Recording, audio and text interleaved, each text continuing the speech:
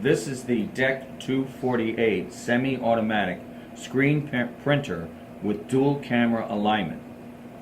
This is a screen printer that is very versatile. I think the best way to demonstrate this is by taking us right from powering it up to running our first job. I've tilted the computer out so you can see here. Normally, you turn the main supply on right here. Now, this switch normally stays on the computer. Also, you can see the connections. There aren't a lot. There's the cameras, the camera lighting, the display with the keyboards, and one USB port that acts as the main communication with all those systems. Through this access panel is the computer. There's a switch right on the front here. You turn that on, you'll see the green LED. That's meaning the system is on.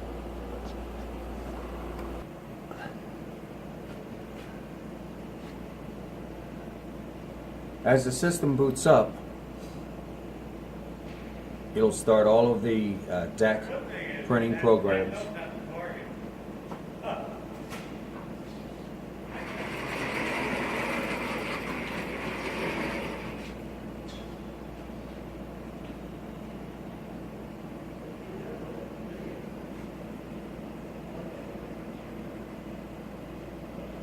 Okay, we are now at our main starting screen. First thing that you do is, once it initializes, it's going to ask you to push the system button right here. This will initiate the printer and all the carriages and bring you up to a starting point. Now, normally this is kept down.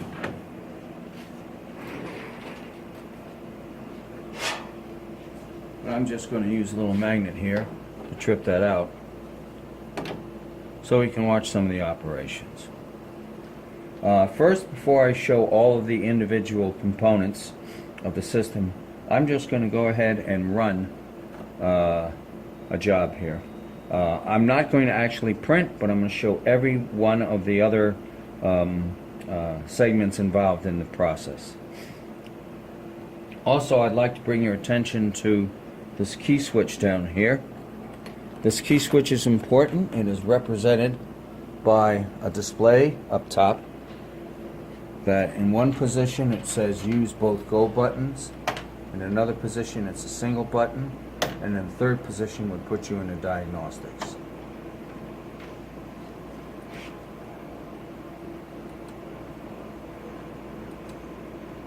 Okay. Now, right now I have a single go button. You can either cursor up to the top and run from here, or on the front panel, you can just push this go button for now. First, the table moves in. It is then raised into print position. And as you see, my little simulated marks there, the squeegee has wiped that way, and the table ejects.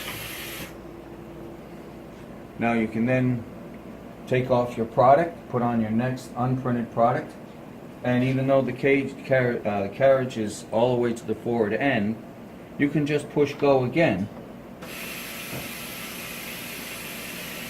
And instead of wasting the cycle, table raises.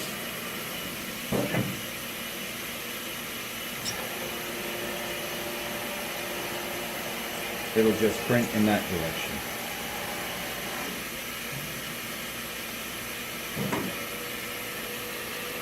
Table lowers.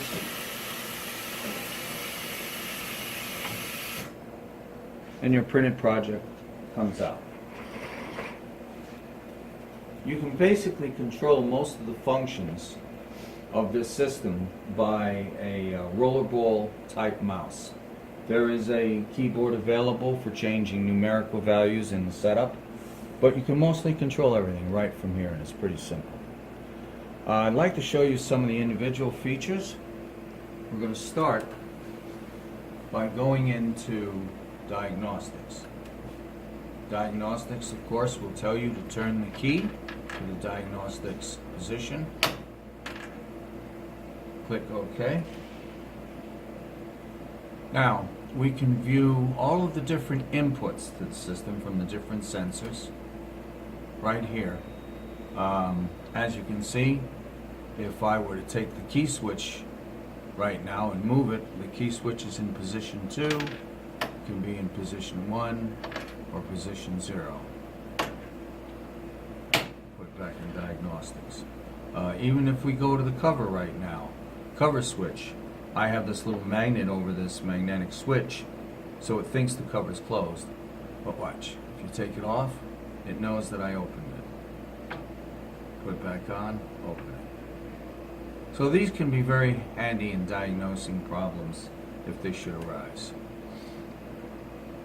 The next thing is the output tests. We're going to show all of the different components actually moving and working. The first one will be to cycle the squeegees. Here, I'll push this back a bit farther so you guys can see. And there are 2 squeegees depending on which direction it is set up to print.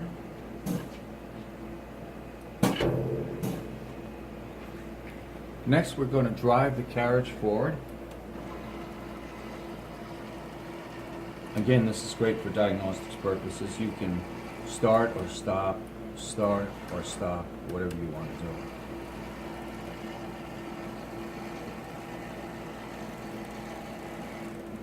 And of course, you can do that in the reverse.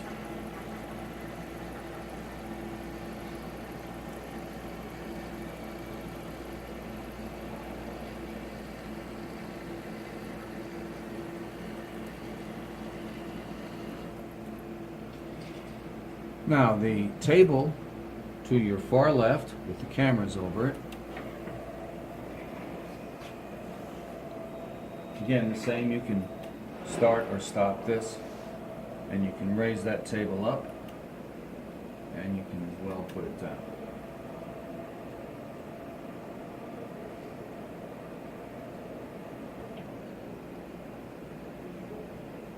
Now we'll cycle the table in and out of the printer itself. I'll do this a couple times.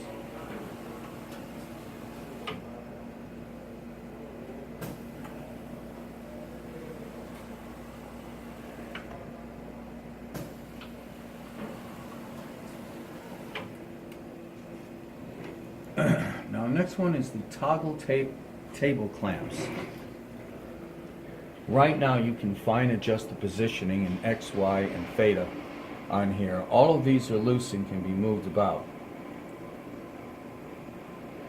However, if you have the clamps on the table, this is to assure that once the adjustments are made, it eliminates any possibility from vibration or anything that the workpiece will move around if it's secured to the table.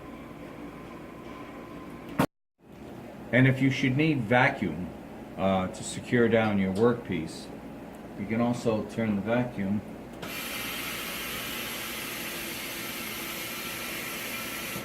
on off independently as well. This is very, very handy for any kind of, again, diagnostic troubleshooting. Now there's this one section here, machine information. This is sort of important because this just shows the latest version of software, along with, very importantly, the system serial number right here. If for any reason the software should boot up and ask you to put that number back in again, it is on the back of the machine. I'll show you in a few minutes where it belongs, and you can put that number in there and it'll get you up and running.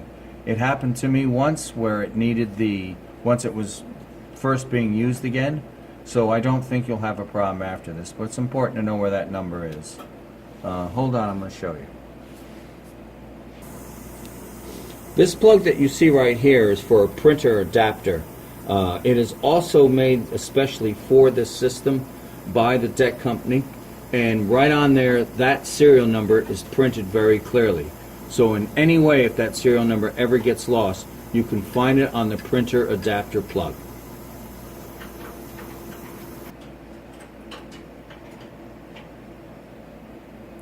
Okay, the other thing I'd like to show you is the user manuals.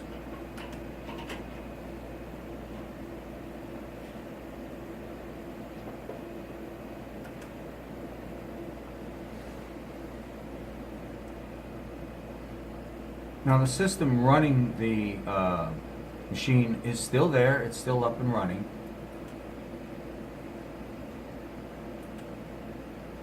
However, this is excellent the way they've arranged this. They have these a very complete installation, users, and technical reference manuals.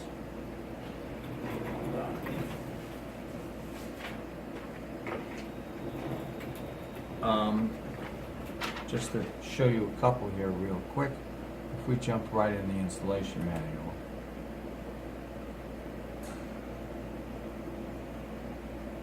It's very complete. You can scroll down the page to whatever you need. I'm just going to have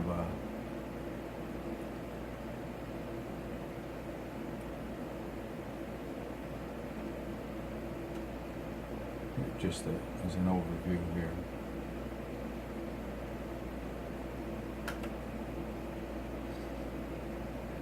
Where the different safeties are on the cover.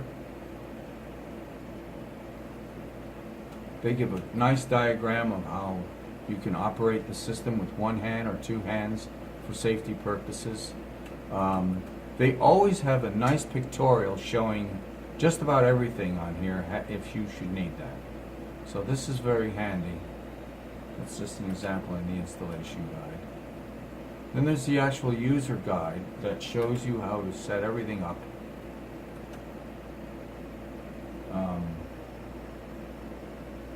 You know, how to power up the system, and again, all of the safety precautions. They always give you a very good illustration. For example, turning on the PC. That is the way you turn it on, so you open the side doors and it's normally tilted towards you, and that's when you can turn on the PC separate from the system. Little things like that, they've really captured quite a bit in this. What your very first screens should look at so you're not lost in any way. It's all menu driven, but it's just very well put together.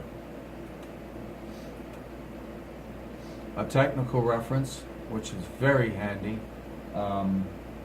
especially if you should need just to pick up anything, is know how to set something up in a certain area. Again, there's always a pictorial representation as well as a good photograph that you can say, oh, that's exactly what I'm looking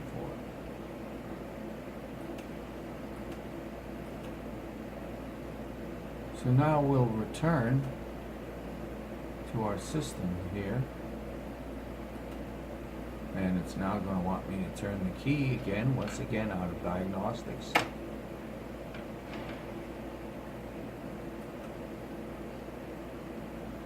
Okay, and after going into Diagnostics, coming back into the main program, you'll always want to reinitiate.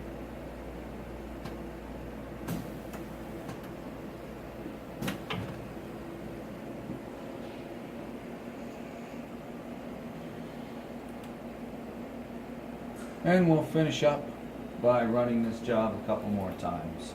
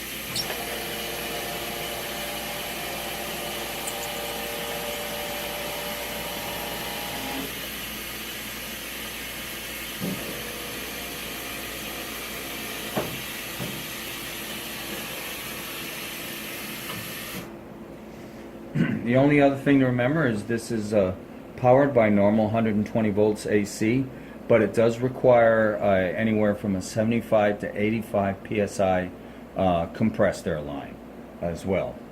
And that completes this demonstration.